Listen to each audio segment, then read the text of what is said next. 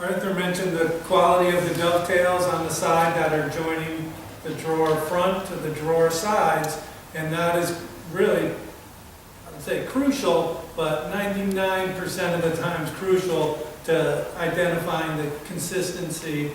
But also we look carefully at the drawer sides and the top of the drawer sides.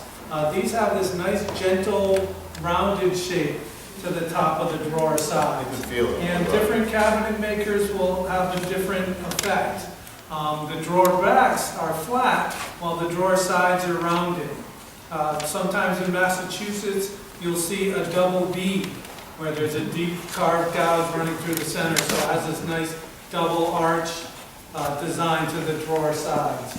And there's actually a purpose for that besides decoration and finishing the piece. The rounded drawer sides or a double rounded drawer side offer less surface area.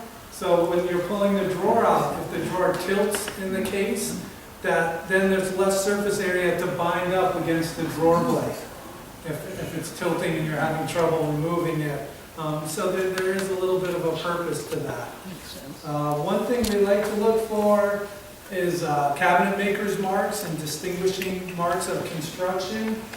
This piece has this really intriguing, very vague chalk inscription on the inside of this drawer.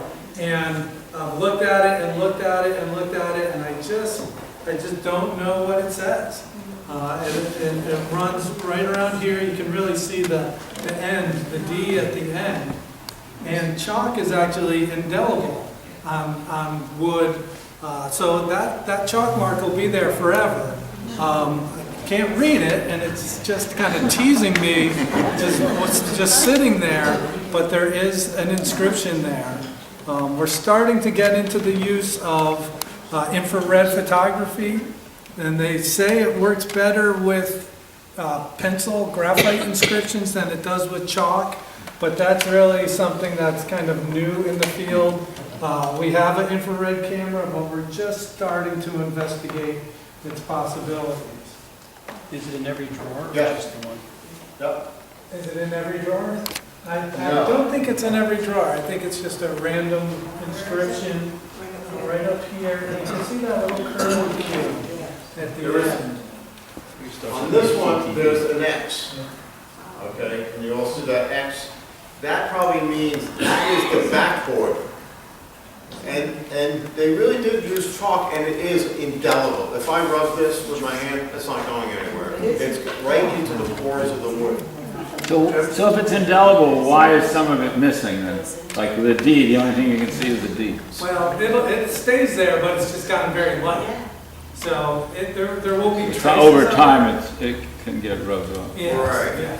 But for some, now, one of the amazing things is that for those who went to Yale to see the show of Rhode Island furniture, one of the things that the Townsends did is they used a marking system of A, B, C, D. And trust me, we know what their ABCs look like. I can identify that was ABCs in my sleep because I look for those. I mean, that's what you want to find. And they were really good at marking a lot of their stuff, their lettering. So A, B, C, D would be top drawer, small drawer, down. And so we look for those, especially whenever we come across furniture that the Townsends or Goddards possibly could have made. But now they're also finding other cabinet makers that did it. So I just pulled out another drawer. And so let's see, how consistent are we? By the way, this is a test in case we screwed up. So you can see the similar saw cuts, the big rose head nails, the pocket screws for the nuts to fit on the posts, the dovetails, same brasses. So far, so good. Yeah, drawer sides square, flat on the top, on the other, yes. Were the brasses cast or are they cut from sheet? The brass. The brasses. These are made in a sand mold. And it's a wooden mold. And there's sand at the bottom. They pour the molten brass in, and if we took these off and looked on the back side, with a magnifying glass especially, you can see little tiny dimples, impressions of sand, fine sand. The later brass was cut out of sheet brass. If it doesn't have the sand marks, and it doesn't have the file marks that indicate 18th century, So the sand was in the bottom of the box, they would take like a male mold and mush it into the sand, that would cause the shape, and then they would be able to do it consistently, Yes. to make it the same. exactly, exactly. Why are you making the examination? Obviously, is this part of your inventory, or is this something you borrowed from Yale? For those who know the book, Good, Better, Best, by Israel, the Albert Sack, people used to call it Good, Better, and in Stock. Actually, the truth of the matter is, when we decided to do this program, it was only Thursday when we decided to pick this highboy. You know why? Because it was right here.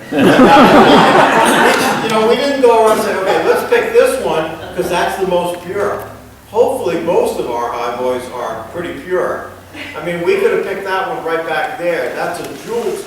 We could have brought that one up here. This is inventory. This is what we own. And This is what you did when and you one were of you are children. going to buy this at the end of the day.